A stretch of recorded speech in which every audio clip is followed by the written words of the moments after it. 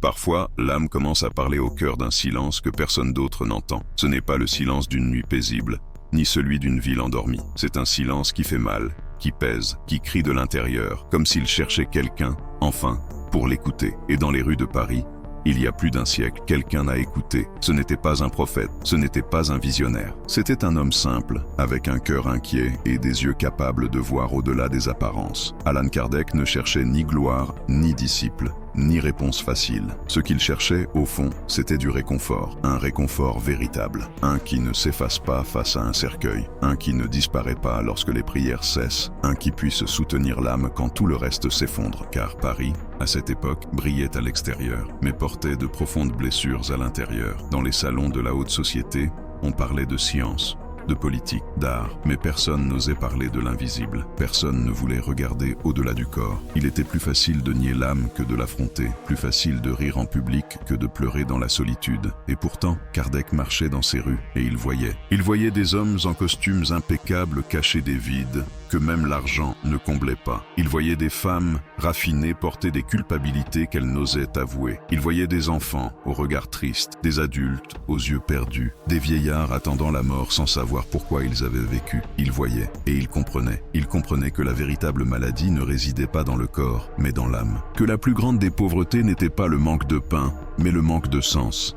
Et c'est à partir de ce silence qui fait mal, qui brûle, qui implore, qu'est né le spiritisme, non pas comme une religion, non pas comme une mode, mais comme un pont entre deux mondes, un langage pour nommer ce qui, jusqu'alors, était innommable. Kardec n'a rien inventé, il a simplement écouté. Il a écouté ceux qui n'avaient plus de corps, mais qui continuaient à ressentir. Il a écouté ceux qui, de l'autre côté, demandaient à être reconnus, pardonnés, compris. Des esprits qui ne parlaient pas depuis la fantaisie, mais depuis la vérité brute de leur propre choix. Des esprits qui ne venaient pas pour impressionner, mais pour enseigner. Des esprits qui montraient que la vie ne s'arrête pas avec la mort, elle change seulement de forme. Et cela a été la plus grande des révélations. Nous ne sommes pas seuls, nous ne l'avons jamais été, nous ne le serons jamais. Mais même parmi ceux qui croient, il y a des vérités que l'on continue d'éviter. Il y a des révélations qui dérangent, parce que tout, dans le monde spirituel, n'est pas réconfort. Il y a aussi de la douleur, il y a des conséquences, il y a des ombres que l'on crée soi-même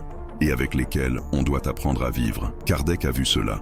Il l'a écrit, il l'a expliqué avec une clarté qui parfois effraie, car faire face à sa propre âme n'est pas simple. Reconnaître ses erreurs, assumer ses fautes, accepter que bien souvent la souffrance ne vient pas de l'extérieur, mais de l'intérieur. Et tu sais ce qui faisait le plus mal à Kardec? C'était de voir que même les plus érudits évitaient ces vérités. Ils préféraient rester du côté lumineux du message, l'espoir, la promesse des retrouvailles, la beauté de la vie après la vie. Mais ils ignoraient ce qu'il y avait entre les deux, le travail, l'effort, le besoin profond de transformation morale. Car le spiritisme n'est pas venu pour nous faire sentir mieux, il est venu pour nous faire sentir en profondeur, pour regarder ce que nous avons évité pendant des vies entières, pour reconnaître les blessures de l'âme et comprendre que, tant qu'elles ne sont pas guéries, elles continueront à saigner, même si elles ne se voient pas. Dans les récits de la revue Spirit, on trouve des histoires qui, aujourd'hui encore, nous bouleversent. Des esprits qui pleurent parce qu'ils croient être oubliés, même de Dieu, qui ne comprennent pas pourquoi ils souffrent autant, qui se sentent piégés dans un lieu sans temps,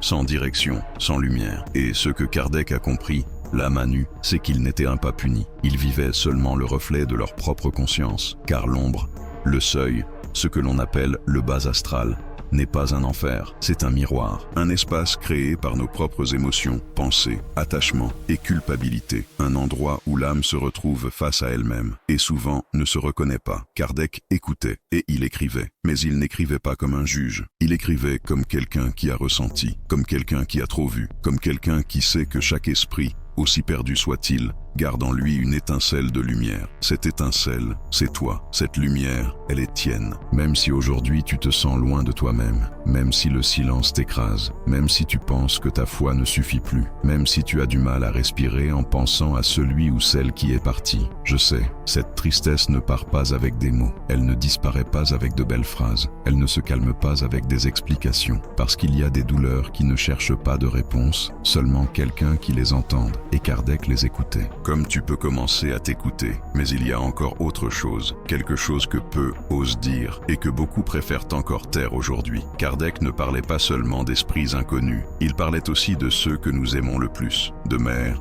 de fils, de frères, qui, faute de savoir lâcher prise, deviennent les obsesseurs de ceux qu'ils ont le plus aimés. Ça fait mal, je sais, mais c'est une vérité qui guérit, parce que lorsque l'amour s'accroche, il se déforme. Lorsque l'attachement empêche de partir, il emprisonne. Lorsque la douleur ne se transforme pas, elle se répète. C'est pourquoi le pardon spirituel est plus qu'un mot. C'est un acte vibratoire, une libération mutuelle, un abandon amoureux de ce qui ne peut plus être changé, mais qui peut être compris. Et si tu ressens que tu portes la culpabilité, écoute ceci avec ton âme. Kardec disait que la culpabilité désoriente l'esprit, elle le détourne de son chemin. Elle l'enferme dans un cercle d'auto-sabotage. Et Emmanuel, plus tard, l'a confirmé. La culpabilité paralyse, obscurcit, rend malade. Ce n'est pas une punition, c'est un poids. Et ce poids, on peut le déposer. Comment? Par l'amour, par l'honnêteté, par la prière, mais pas cette prière répétée, automatique, sans âme, celle qui naît du fond de la poitrine, celle qui parfois n'a pas de mots, celle qui n'est que soupir, larmes, silence. Kardec a enseigné une manière de prier que beaucoup ont oubliée. Ce n'était pas un rituel, c'était une intention, un magnétisme, une vibration dirigée avec émotion sincère et volonté de transformation. Quand l'âme prie vraiment, l'univers écoute. Et tu sais ce qu'il disait aussi, Kardec? Que nous ne devons pas vivre en attendant des signes extérieurs, que parfois, le silence est aussi une réponse, que les esprits supérieurs ne sont pas là pour nous flatter, mais pour nous guider, et que le véritable libre arbitre n'est pas de choisir entre ceci ou cela, c'est de choisir de regarder en soi. Chico Xavier savait cela très bien. Quand les esprits ne répondaient pas, il continuait, en silence, en travaillant, en priant, en semant, parce que la vraie foi ne repose pas sur des réponses, elle repose sur la confiance. Et nous arrivons ici à cette phrase que tant ont répétée, mais que si peu ont réellement comprise dans sa profondeur. Naître, mourir, renaître encore et progresser sans cesse, ce n'est pas un slogan, ce n'est pas une jolie philosophie, c'est un appel, un rappel, une boussole pour l'âme. Peut-être que c'est ce moment, peut-être que c'est ce silence que ton âme attendait depuis si longtemps, un instant suspendu, entre douleur et vérité, où tout devient clair, même si rien n'est encore résolu. Peut-être qu'en cet instant précis, quelque chose en toi commence à se souvenir. Pas un souvenir de la tête, mais un souvenir de l'âme. Celui qui sait que nous ne sommes pas seuls, que chaque perte est un passage, et que derrière chaque douleur, il y a un enseignement. Car l'amour ne meurt pas, l'amour ne disparaît pas, l'amour change de forme, il devient présence sans corps, il devient murmure dans la nuit, il devient larme qui purifie, il devient rêve qui enlace, il devient silence qui accompagne. Et tu le sais, un jour, tu l'as senti, une sensation soudaine, un parfum qui n'était pas là, une chanson au moment exact. Ce n'était pas un hasard, c'était une connexion, c'était un pont, c'était cette âme te disant « Je suis ici, je ne t'ai pas quitté, n'oublie pas que nous sommes encore amour ». Et pourtant, parfois on oublie, parfois on laisse le bruit du monde étouffer le murmure de l'esprit. On se remplit d'occupations, d'écrans, de voix étrangères. On fait tout pour ne pas ressentir. Parce que ressentir, ça fait mal. Mais ça libère aussi. Kardec le savait. C'est pour cela qu'il insistait autant sur la réforme intérieure. Parce qu'il comprenait que la véritable transformation ne vient pas de l'extérieur. Elle ne vient pas d'un médium.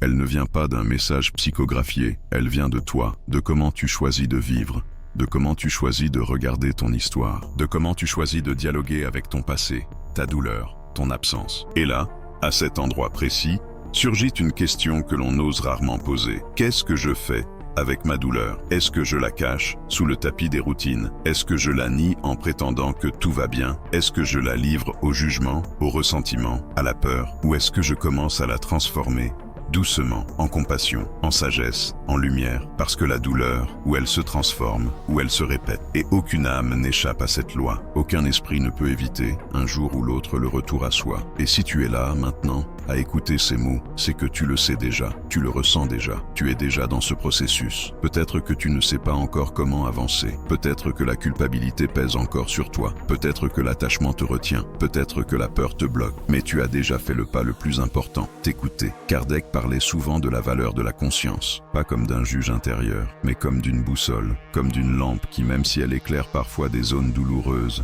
montre toujours le chemin vers la maison. Et cette maison, ce n'est pas un lieu physique, c'est ton âme en paix, ton âme réconciliée avec elle-même. Et tu sais ce qui empêche souvent cette paix? Cette idée que nous sommes brisés, que c'est trop tard, que nous avons trop échoué. Mais non, il n'est jamais trop tard. Nous ne sommes jamais irrémédiablement brisés, parce que l'âme ne se casse pas. Elle se fragmente, oui, elle s'oublie, elle se perd, mais elle ne se détruit pas. C'est pourquoi chaque expérience difficile, chaque perte, chaque nuit noire est aussi un appel, un murmure qui dit « Souviens-toi Souviens-toi de qui tu es, souviens-toi d'où tu viens, souviens-toi que tu es venu apprendre, pas être parfaite. Et plus tu te pardonnes, plus tu peux pardonner, plus tu te comprends, plus tu peux comprendre, plus tu te réconcilies avec toi-même, plus tu laisses l'amour circuler, même depuis l'au-delà. Parce que ce fils qui est parti, ce père, cette mère, ce compagnon, ne veulent pas te voir enfermé dans la douleur, ne veulent pas te voir figé dans la tristesse. Eux aussi sont en apprentissage, eux aussi ont besoin de te lâcher pour pouvoir continuer, mais ils ne peuvent le faire que si toi aussi tu les laisses partir, pas en les oubliant, pas en les reniant, mais en les aimant autrement. Avec gratitude, avec la certitude douce qu'un jour, vous vous retrouverez sous une autre forme, dans un autre temps, dans un autre lieu. Et pendant que ce jour viendra, le chemin est à toi, le travail est à toi, l'éveil est à toi. Tu n'as pas à le faire seul, parce que même si tu ne les vois pas,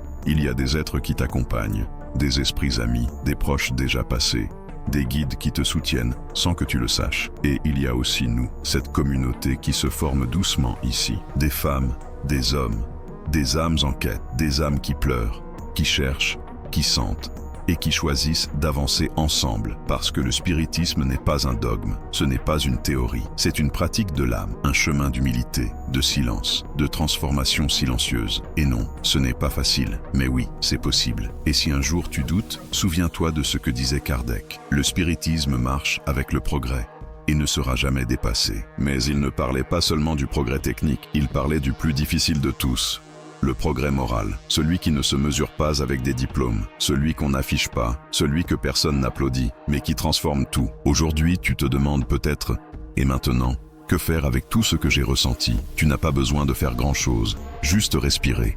Juste rester un instant avec toi, juste permettre à ces mots de continuer à résonner en toi comme une prière sans forme. Et quand le silence viendra, ne le crains pas, écoute-le. Peut-être qu'il contient la réponse que ton âme cherchait depuis si longtemps. Et si tu me le permets, je te laisse avec une dernière question. Pas pour que tu y répondes avec ton esprit, mais pour que tu l'embrasses avec ton cœur. Qu'y a-t-il en toi qui résiste encore à la lumière que Kardec nous a laissée? Peut-être qu'aujourd'hui est le jour de regarder cela, de l'accueillir, de l'offrir à la vie, pour qu'il se transforme. Aujourd'hui, juste pour aujourd'hui, laisse ton âme se reposer dans la foi. Et si cette parole a touché quelque chose en toi, abonne-toi, pas pour suivre une chaîne, mais pour suivre un chemin, le tien, le nôtre, celui de tous ceux qui, au cœur de la douleur, choisissent de croire encore que l'amour ne meurt jamais.